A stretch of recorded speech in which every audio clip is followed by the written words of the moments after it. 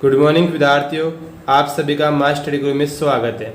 हमने पिछले वीडियो में आनुवांशिकता, वंशागति क्या होती है, मेंडलवाद क्या होता है, मेंडल ने कैसे मटर का पौधे का चयन किया और क्यों किया, ये सब कुछ पढ़ लिया था। आज पढ़ेंगे कुछ महत्वपूर्ण परिभाषाएं जो आनुवांशिकी में अपने को काम आएगी। सबसे पहले है जीन। जीन होता क्या है? जीन है वह कारक जो किसी एक लक्षण को नियंत्रित करता है, उसे जीन कहते हैं। वह कारक जो किसी एक लक्षण को नियंत्रित करता है क्या कहलाता है? जीन।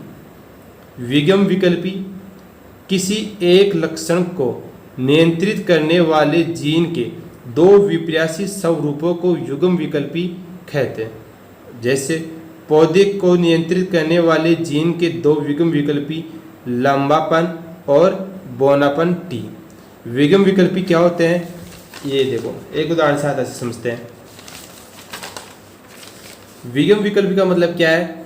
किसी एक लक्षण को नियंत्रित करने वाले जीन के दो विपर्यासी स्वरूपों को युग्म विकल्पी कहते हैं। आपने पढ़ा था कल, ये एक लक्षण है कि पादप की ऊंचाई क्या है? पादप की ऊंचाई, ये क्या है? लक्षण है।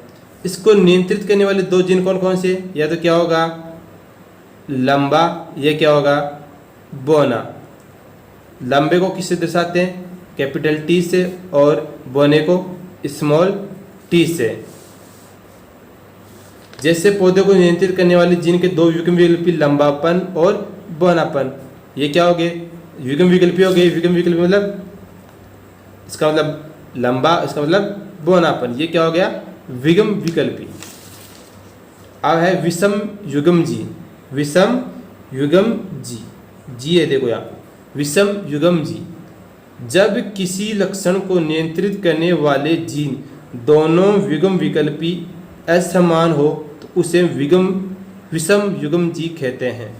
देखो, सम युग्म जी और विषम युग्म जी क्या होते हैं, आपको मैं समझा देता हूँ। पहला है सम युग्म जी। सम युग्म जी का मतलब है दोनों क्या हो? एक समान। जो भी लक्षण या जीन हो क्या हो? एक समान। दोनों लंबे, दोनों क्या है? बौने। विषम युग्म जी, विषम युग्म जी। विषम युग्म जी क्या होते हैं? असमान लक्षणों, जैसे कैपिटल टी और स्मॉल टी, एक बौनापन और एक लंबा। समझ गए? इसको क्या बोलेंगे? विषम युग्म जी। और ये क्या है? सम युग्म जी। सम युग्म जी, जब किसी लक्षण को नियंत्रित करने वाले जीन के दोनों विगम विकल्पी समान हो। दोनों विगम विकल्पी कैसे हो? समान हो। देखो, लंबा लंबा, बौना बौना। समझ गए? विषम युग्म कहा था, एक लंबा और एक बौना।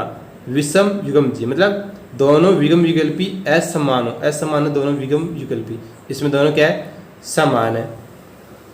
अब पढ़ेंगे लक्षण प्ररूप। लक्षण प्ररूप को इंग्लिश में क्या बोला जाता है? फिनोटाइप। किसी सजीव की बाह्य प्रकृति को लक्षण प्ररूप कहते हैं। मतलब किसी जीव के बाहरी संरचना को देख के उसके बारे में बताना मतलब क्या कहलाता है? लक्षण प्ररूप। लंबे पौधे सम युग्म जी, विषम युग्म जी हो सकते हैं। इसका कहने का मतलब यह है, जैसे आप इसको देखा, आपने क्या बोला है? पौधा कैसा है? लंबा, क्योंकि दोनों ही क्या है? लंबे।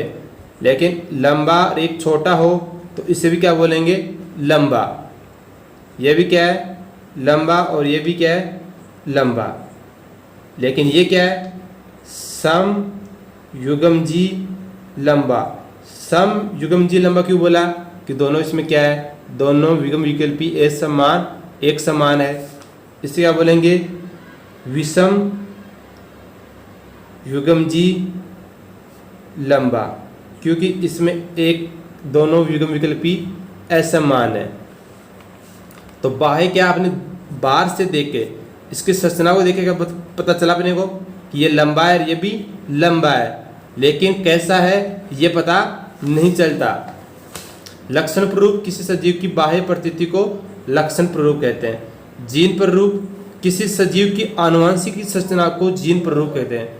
किसी सजीव की आनुवंशिक की संरचना को देखना क्या कहलाता है? जीन प्ररूप। जैसे शुद्ध लंबा, अशुद्ध लंबा, इससे पता नहीं चल रहा था ना कि शुद्ध लंबा है या अशुद्ध लंबा है। समझ गए? शुद्ध लंबा कि दोनों ही लंबे हैं, दोनों विगम विकल्पी। अशुद्ध लंबा एक बौना और एक लंबा। जीन प्ररूप में क्या होता है? उसकी आंतरिक संरचना मतलब आनुवंशिक संरचना देखी जाती है, जिसमें ये पता चला कि ये शुद्ध लंबा है और ये अशुद्ध लंबा है। लक्षण प्ररूप में बाहर से बाह्य प्रतीति को ही देखा, तो बाहर से देखने पर दोनों क्या थे? लंबे थे। लेकिन जब इसकी आनुवंशिक संरचना को देखा तो ये शुद्ध लंबा था और ये अशुद्ध लंबा।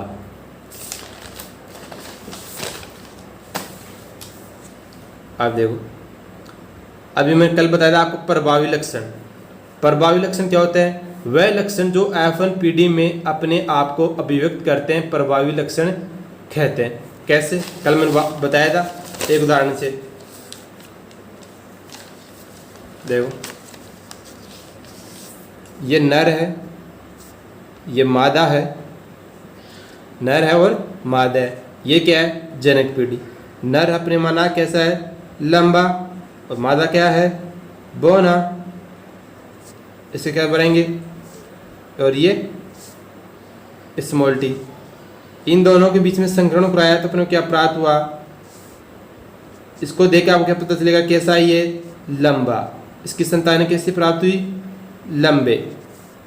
तो जो लक्षण F1PD में प्रदर्शित किया जाता है उसे क्या बोलते हैं? प्रभावी। दो लक्षण थे, एक तो लंबा और एक बौना। बताओ F1PD में कौन सा लक्षण आया? लंबे। लंबा आया तो लंबे को क्या बोलेंगे? प्रभावी। और कौन नहीं आया? बौना नहीं आया, बौने को क्या बोलेंगे? अप्रभावी। क्या बोलेंगे? अप्रभावी। तो अब देखो, प्रभावी लक्षण वह लक्षण जो F1PD में अपने आप को अभिव्यक्त करते हैं कहलाते हैं प्रभावी लक्षण। अप्रभावी लक्षण वह लक्षण जो F1PD में स्वयं को अभिव्यक्त नहीं कर पाता, अप्रभावी लक्षण कहलाते हैं। ठीक है, आगे देखो, जनक पीढ़ी। जनक पीढ़ी मैंने बताया था, संतति प्राप्त करने के लिए जिन पौधों का संकरण करवाया जाता है उन्हें जनक पीढ़ी कहते हैं। F1PD जनकों के संकरण से प्राप्त प्रथम पीढ़ी को F1PD कहते हैं। जनक पीढ़ी तो क्या हो गई? आपके माता पिता जिनसे आप पैदा हुए, वो क्या कहलाती है? जनक पीढ़ी। F1PD क्या?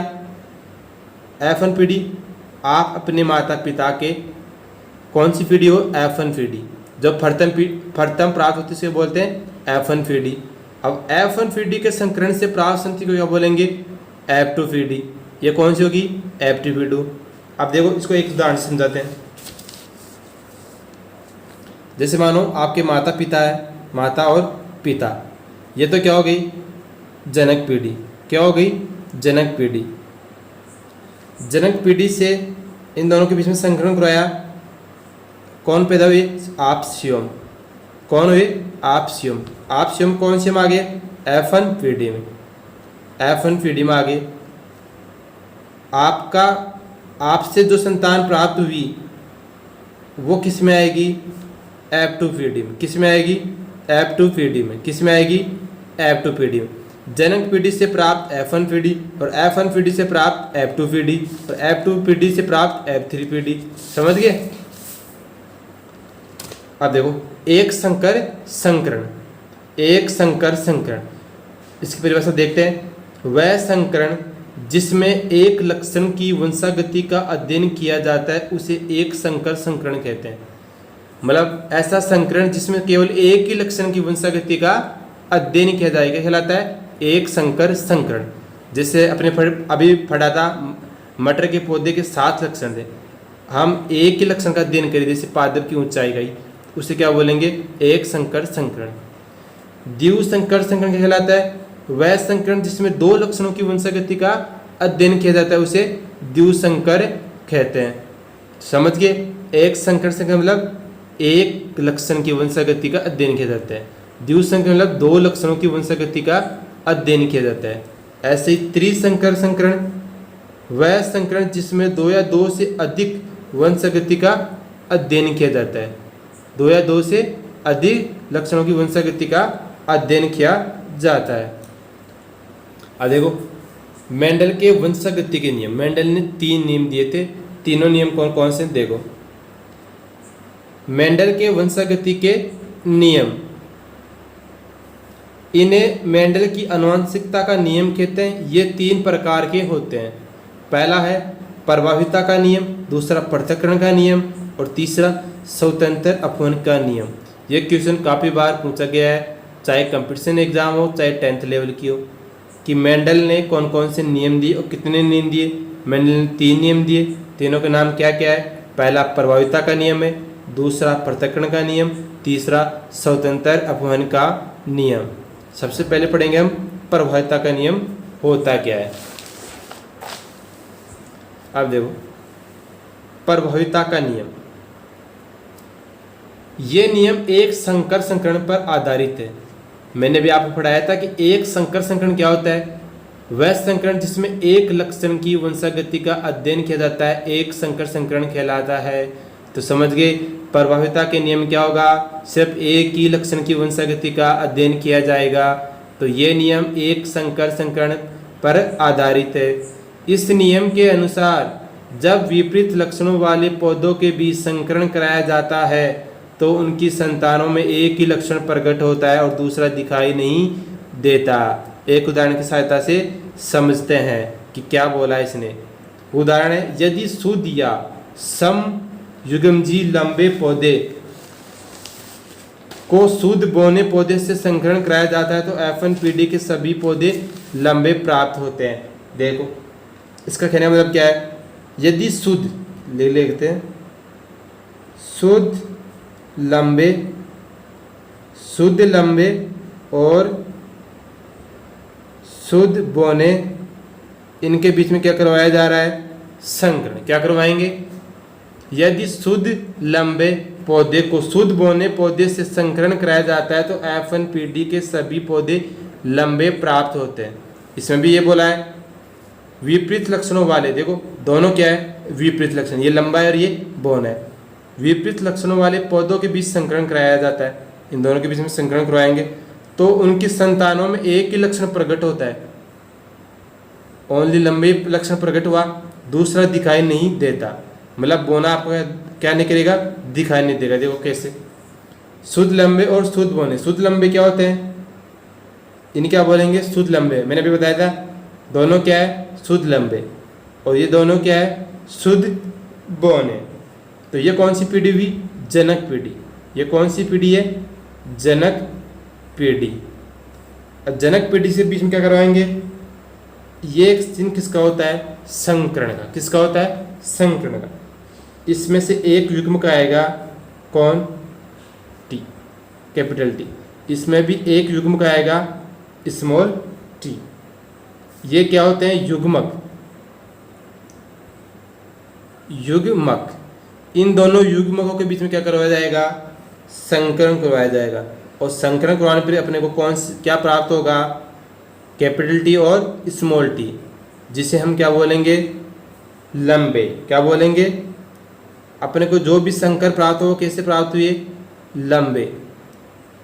कैसे प्राप्त हुए, लंबे। अब देखो वापस से उदाहरण पढ़ लो। यदि शुद्ध लंबे पौधे को शुद्ध बोने से संकरण कराया जाता है तो F1PD में सभी पौधे लंबे प्राप्त होते हैं। हो रहा है कैसा, देख लेते। शुद्ध लंबे शुद्ध बोने लिख लिया, इन दोनों के बीच में क्या करवाया, संकरण। संकरण करवाने पर अपने को क्या प्राप्त हुआ, संकर लंबे। मतलब F1PD में कैसे प्राप्त हो रहे, लंबे। कैसे प्राप्त हो रहे, लंबे। तो ये लंबे तो कैसे लक्षण हो गए, प्रभावी। और कौन नहीं आया इसमें, बोने नहीं आया। मतलब बोने क्या है, अप्रभावी लक्षण। तो यही नियम था।